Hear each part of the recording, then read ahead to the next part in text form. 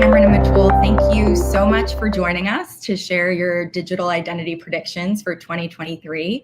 I expect this conversation to be pretty dynamic given your various backgrounds. We have Andre, who's the co-founder and CEO of a digital identity startup called Incognia. Cameron's the founder and senior principal of a research and advisory firm focused on the digital identity ecosystem called Liminal. And Mitul is an experienced product strategy leader who most recently spent time at Prove and Encode. So before we kick off the discussion, I wanted to ask each of you if you could briefly introduce yourselves. And Andre, if you don't mind, we'll start with you and then go around the room. Sounds good. Thanks, Morgan. Hi, everybody. I'm Andre Ferraz, CEO and co-founder at Incognia.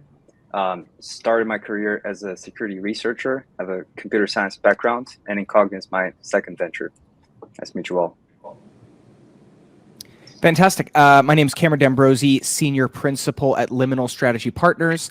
As Morgan so kindly already introduced, we are a company that is really, I like to say, focused like a laser on digital identity and all of its applications, specifically the notion of the centrality of digital identity to, everything and anything across verticals. When we're talking about how, the modern consumer is transacting, we really feel that digital identity is the key to, unlocking growth as well as addressing both compliance and risk issues, that you can have your cake and eat it too when it comes to, delighting your good customers, frustrating bad actors. So thank you for the invitation and really excited to be here.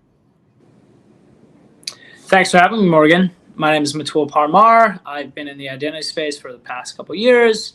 I'd say most recently I've worked at Prove in a variety of roles. I was a director of product management working on our emerging products, then led our product partnerships globally.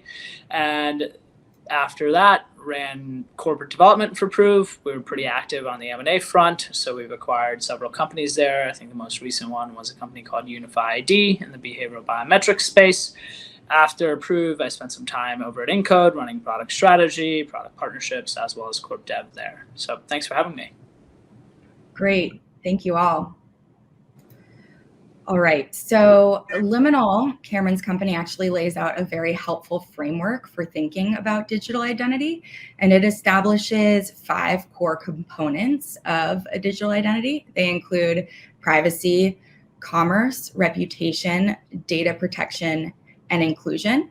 So as we kick off the conversation about your predictions for the digital identity market in 2023, I think these components are really helpful in anchoring the discussion. So Cameron, given that this framework has come out of your team at Liminal, is there any additional context you'd like to add?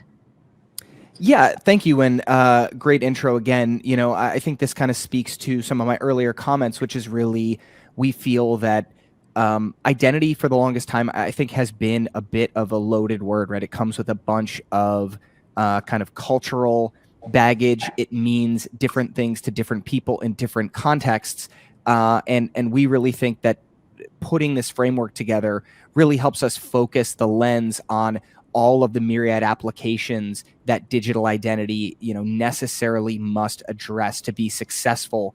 And again, trying to, whether you want to call it break down those silos or kind of open up this conversation, this notion that if you as an organization are thinking about digital identity in just any one of these areas without its impact on the others, you're, opening up some negative externalities for yourself. Again, whether that's on the fraud and risk side, or whether that's on the regulatory risk side, or whether that's on the growth and inclusion side of the ledger, and that forward-looking organizations are really taking a holistic approach to digital identity, and that we feel that right now, in many ways, it's a competitive differentiator, but that tide continues to rise, and many of these things we feel are going to be table stakes to remain competitive, not just a nice to have, but a must have.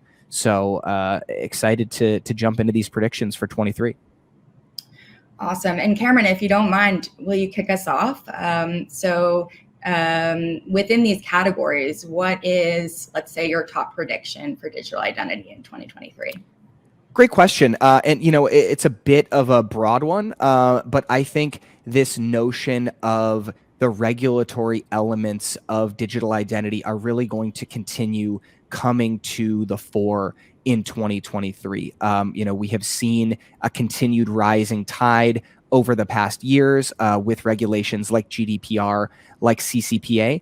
That march is only going to continue onward. And I think we're seeing a new layer of considerations around identity, particularly this notion of age, that is really going to fundamentally shift how platforms are going to be forced to think about how they are, marketing to users, how they're bringing users through the funnel, and how they're paying attention to what users are doing on their platform. So, California in some ways has led the way. The UK has also been making a big push here. And we're expecting to see jurisdictions across the globe really start thinking about continuing to tighten these regulatory constraints around how and why data is collected about users and what obligations you have, for lack of a better word, around how users are treated within your platform and what those users can ultimately do. So, a lot to unpack there, but I think that's a good marker to lay down that if you are not proactively thinking about these elements from that regulatory lens, you're going to be caught on the back foot. And again, this is going to carry over into so many other elements, like how you manage your user experience from a growth perspective as well. And I heard you mention also the issue of age verification, which I think is a really interesting point and one thing to watch coming up in 2023, especially with delivery exploding and even moving into alcohol delivery. So great point there. Andre, Mitul, any thoughts on your top predictions? Yeah, I can take a shot at this. I'd say my top prediction, and we're talking 2023, so I'll just call out the elephant in the room. People have less money to spend if you're a company in 2023. So I think you're going to see a period of vendor consolidation as well as optimization. I'd say if I'm a practitioner, the first thing I'm looking to do is to optimize first. You're going to hear more questions coming from the top about what am I really getting by implementing this vendor or this solution? Is this really driving fraud reduction? Is it driving potentially anything on the revenue side? Is it driving user acquisition? So you're going to hear a lot more scrutiny coming from the top to CIOs and asking them to take a look at their stacks and provide feedback to the CEO on exactly what they're paying for and what they're getting. And I think what you'll see happen is the optimization angle, I think, will be huge. So you'll see more and more companies thinking about, is there a solution or a type of solution that I could put up front at the top of the funnel that can reduce costs downstream, right? And so obviously Incognia is a good example. Like if you see that someone's location is totally not what it's supposed to be, and it's not from a location that you would consider, let's say, a trusted location, and they've never transacted from this location before. Now that's going to lead to a different downstream flow in how you address potential fraud, right? You may ask for an identity verification if they're doing a $50,000 transaction from a location they've never been in before. Well, you may say, okay, we want to see proof. Maybe we want to see an ID document. Maybe you need to do a facial recognition segment. So you'll see more and more optimization, but I think the most interesting vendors for me this coming year will be the ones that are at the top of the funnel that are really impacting your fraud costs and friction downstream. So obviously location intelligence is one, behavioral analytics is as well. So, the NeuroIDs of the world, if you're examining folks that are already within your four walls, so you're thinking about ATO, there's the biocatchers of the world. But I'm really excited to see what kind of progress and traction the top of funnel solutions get, because they'll be in the spotlight as practitioners think about how to reduce costs downstream. Thanks, Mitul. I can't think of a better transition to Andre. Yeah, that was great. I actually brought something very similar. So I totally agree that optimization is going to be a big theme as we get into this looming recession, right? So I predict that one other thing that will occur more from a structural standpoint is that the people that are responsible for digital identity and its implementations will stop being just the type of people that are trying to comply with the regulations, let's say like KYC regulations, et cetera, and trying to focus on like bringing as many people inside as possible, to actually focusing their attention on efficiency and understanding like what, like if I'm really putting the good users in or if I'm letting the fraudsters pass as well. So I think performance is going to be a big theme for 2023, and there's going to be a shift in behavior in terms of like what is considered when deciding which vendor to work with. So I'd say performance optimization and fraud fighting becoming more of a profit center than anything else. Yeah, and just to piggyback on both those points, I think when you look back historically to the last recessionary cycle we saw organizations, take kind of a sledgehammer approach, executives going to kind of all the teams within their organization and saying, we need to take, X amount of heads, X amount of budget off the top. And we saw fraudsters in particular have a field day with that because, in some ways fraud is counter-cyclical. You have more people maybe interested in doing various types of fraud, especially friendly fraud, as their household budgets tighten, for example. And you would see, many times the potential budget savings of cutting back on these fraud teams paid out or lost in those corresponding fraud losses. And then all of a sudden executives going, wow, actually, this is costing us more money than we saved, and retrench. I'm hopeful that we'll see some of those lessons learned and internalized from that last downturn maybe taken to heart as we head into this new recessionary environment, and that executives will maybe think twice about taking 20% off the top when there are corresponding fraud losses that are going to eat into some of those apparent savings.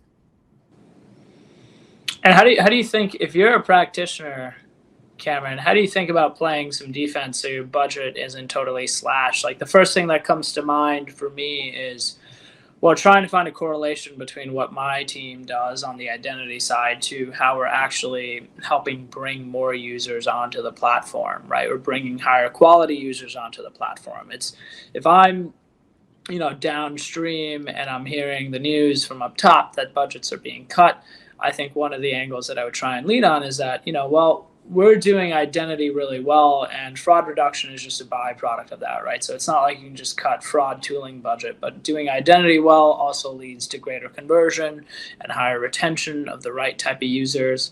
And I think companies in the space have started leaning into that and are, rolling out products that capture that. Obviously, I'm a bit biased having worked at Prove, but the pre-fill product that Prove has, which helps onboard users faster, but it's in a more secure way, that's an example of both fraud reduction, but also faster onboarding for end users. So if I'm a practitioner, I think I'm definitely spending time thinking about, okay, well, I'm not just cutting these fraud losses, right? So oftentimes teams don't even know how much they're saving the firm in fraud losses. So that's the first thing I'd probably get a handle on in terms of like, what is the impact of my team's work on the fraud side?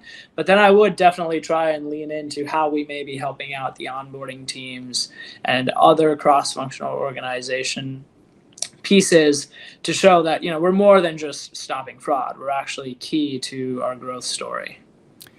No, 100%. And I mean, I think that historically has been the challenge for vendors that to some degree have maybe been pigeonholed into, more of that fraud and risk and compliance space. It's pretty hard in a meeting to prove a negative, to say, well, we spent X on fraud prevention, or we spent X on compliance, but we saved Y in theoretical fraud losses that didn't occur. We didn't get fined for these reasons.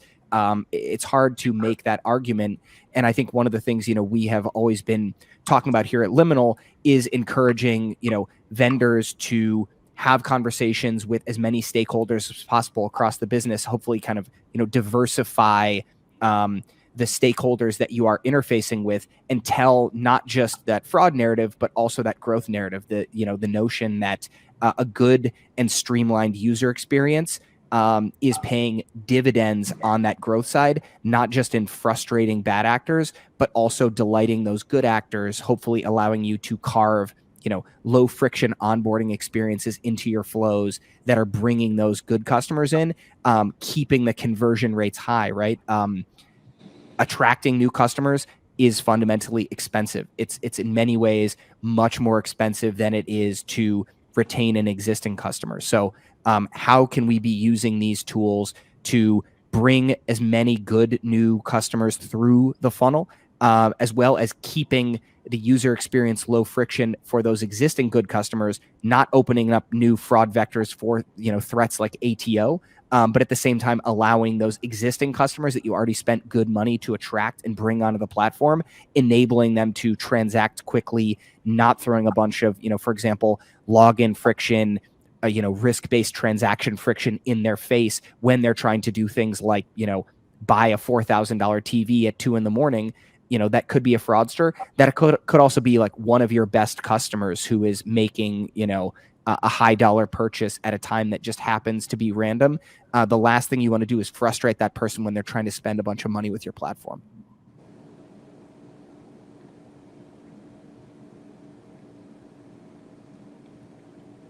Anything else? Great. Okay. Mitul, I was going to ask you about your predictions for specific trends or rapid growth on the solution side, but you pretty much covered that. So I guess, are there any additional recommendations for teams considering retooling their identity and fraud stack in 2023? Yeah, I think going back to what I said, retooling can be hard. So if you're thinking about like, hey, I'm going to plug out a piece and replace it with a cheaper piece, I think that can be challenging, right? Like, let's say you want to totally switch your ID verification provider, and the bulk of what they're doing is scanning a document, and they're scanning your face and making sure those things tie. That's a pretty important piece, and you're probably rolling that out just on the high risk customers, or depending on the use case, you may be rolling that out to every user. But I think I would consider, is there something I can add to the top of the stack that can just greatly reduce my usage downstream without like ripping and replacing things downstream? Because that involves searching for new vendors, that involves testing, and it's just a ton of work on the development engineering side, as well as like the search itself, right? So oftentimes I would recommend, like, is there something you put up front that'll then just lead to lower usage downstream, right? You can keep the vendors you have below if it makes sense, but you can reduce the amount of volume that goes to those vendors by having something smarter upstream. Does that make sense? It's almost like subtraction by addition up front. Totally. Yeah, totally agree on the upstream part, and like another prediction I have for 2023 is regarding social engineering scams. I think they'll continue to increase, and driven by two main things. The first one being just the recession itself, right? So as we were mentioning here, like some people will probably pivot on their careers, start trying to make some money on the other side. So we might see an increase in volumes overall, just because like people will try to make money in different ways. But the other is more related to the acceleration of instant payment adoption, right? So we're starting to see a lot of that with Zelle right now. There was like recent news, I think this week, on the Wall Street Journal about a few credit unions that were considering stopping to use Zelle because they weren't being able to reimburse their customers.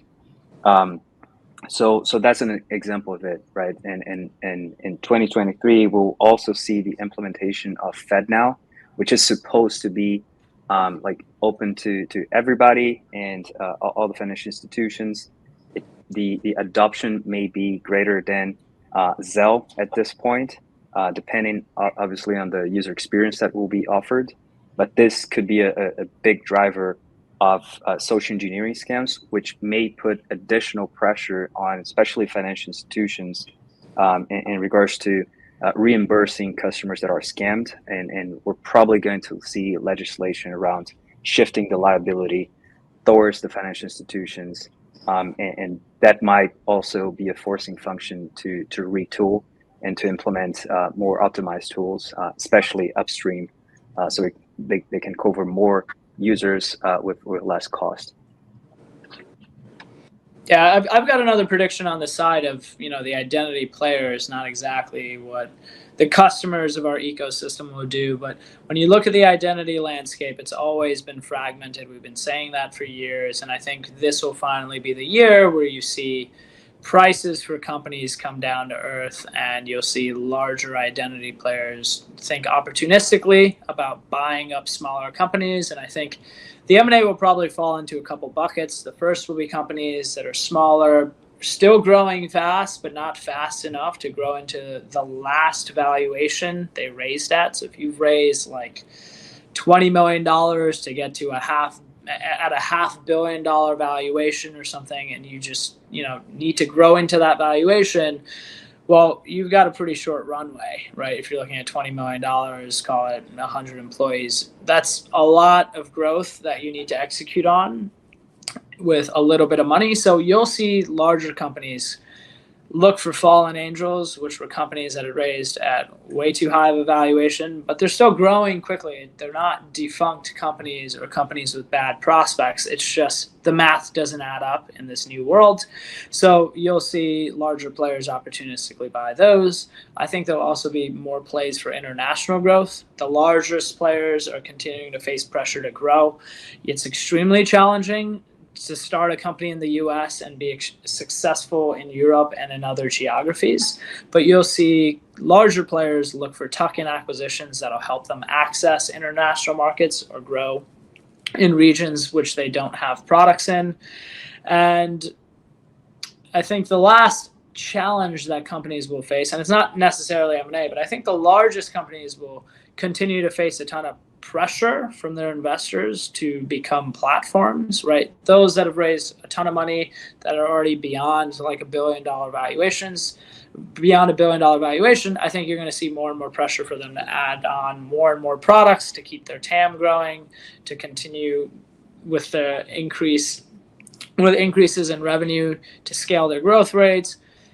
And I think that's going to be a challenge. And I don't know if some of the larger companies that have raised a ton of money will be able to raise at the same valuation. I think some of them will have to mark down their equity or take down rounds, and that may also lead to a shift in talent. I think it's possible, like folks that have gotten, really strong employees that have gotten equity marked at too high of a price. You'll see a bit of a flight to talent, potentially to smaller companies, which is always good to see, experienced folks from larger companies move to smaller companies to scale those. So I think it's going to be a mix of things, but I am interested in terms of just the overall market impacting valuations in M&A.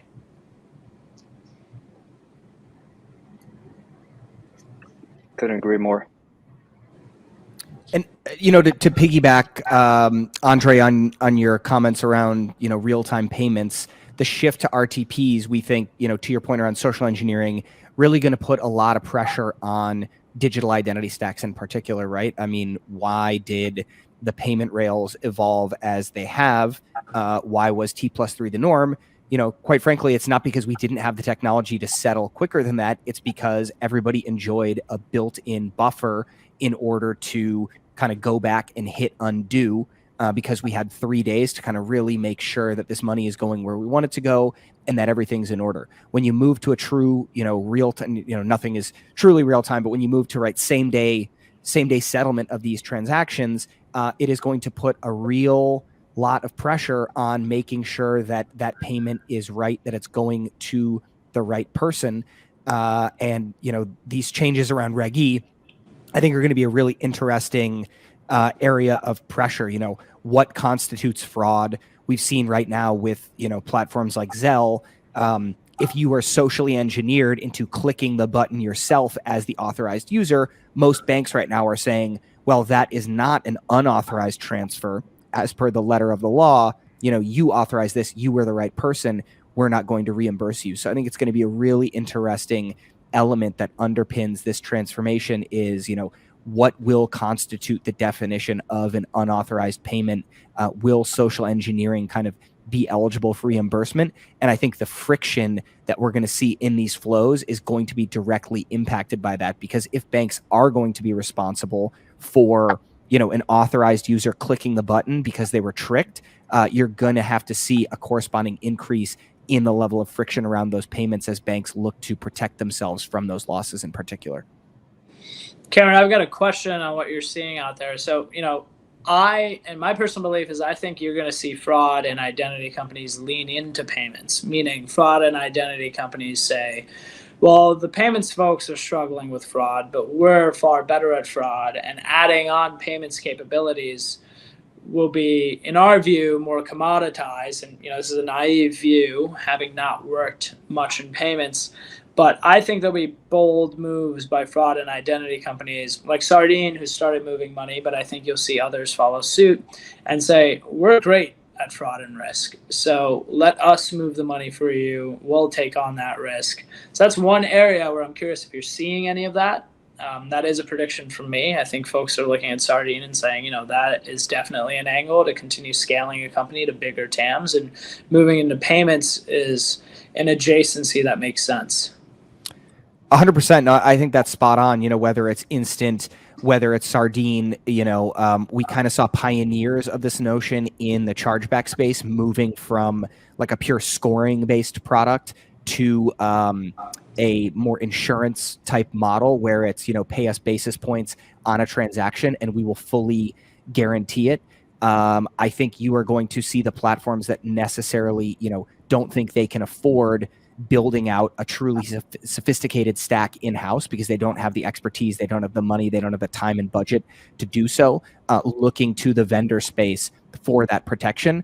And I think that model, a la Sardine, who you called out, is really going to see adoption because of the fact that, taking that network approach and building really tight integration around the identity stack into the payments layer is going to be how folks kind of fundamentally, solve this challenge.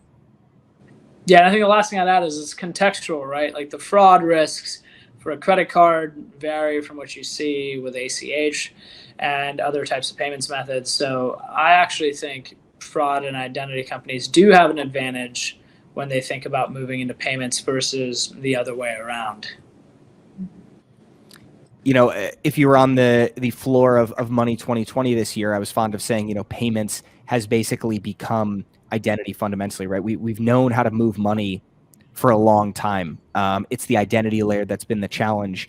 Money 2020 was a very identity-centric show this year. I don't think that's a fluke. I think that is portending these shifts that you're calling out, in particular, increasingly tight integration. And, shameless plug alert, look for the update to the 2023 Liminal digital identity landscape coming early next year, where we're going to be calling out some of those changes as we see them inside this market space on that honeycomb landscape. Yeah, I think the only point that I think I missed in what I was saying was I'm not necessarily claiming that fraud and identity companies are going to all get into moving money. Some will that, have the resources to move into that and the expertise, but there'll also be fraud and identity companies that are far enough in the transaction, far enough up in the stack, in the transaction, that they'll be able to say, we know who the user is. And I think identity in a transaction precedes payment, right? You first figure out who it is before you ever get to checkout. If you're like Approve and you can identify who the user is based on, their cellular connection. Or if you're any of these companies that sit top of funnel, you have an ability to influence the payment method downstream, right? Before you even get to the checkout wars where all the BNPL, PayPals of the world are fighting for mind share and wallet share. If you're an identity company and you're seeing who the user is before they get to checkout, I think there's some power in that. And if you're at any of those companies, you should be thinking about like, well, how could I use this to apply some leverage or influence over what direction this user goes from a payment standpoint, and how could I possibly generate revenue off of that? Couldn't agree more. Great points. Well, thank you. We are at the 30-minute mark. I want to thank you all so much for joining us for this discussion, and hope you have a great year to come, and we'll be looking closely at which one of these predictions seem to be coming to fruition. Thanks so much, Mitul, Cameron, and Andre. It's my pleasure. Thanks, everyone.